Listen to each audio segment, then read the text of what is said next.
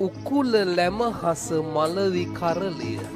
උකුල ලැමහස හංසයින් හා සමාන පීරියොල මලවි කරලිය. මොකද මලවි කරලිය කියන්නේ? ඕන්නෑ පස්සේ දවසක් කියලා දෙන්න. ඕන්නෑ නේ. ඒක කුණුහරුපනේ මලවි කරලිය කියන්නේ. මලවියා කියන්නේ බං මල්සරා. අනංගයා. කරලිය කියන්නේ සෙල්ලම් කරන තැන. දැන් මල්සරාගේ ක්‍රීඩාස්ථානය කියලා හඳුන්වන්නේ ගෑනුන්ගේ ස්ත්‍රීලිංගය. දැන් මොනවද මේ කියලා දෙන මොනවද කියලා නැත්තේ?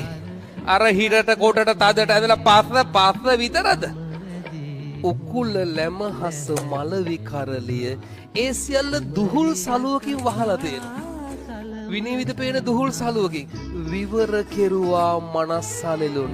ඒ දුහුල් සලුව මනස නැමැති සල්ලාලව අයින් කරනවා. මනසින් අර සුන්දර යුවතිය නිරුවත් කරනවා. වව්.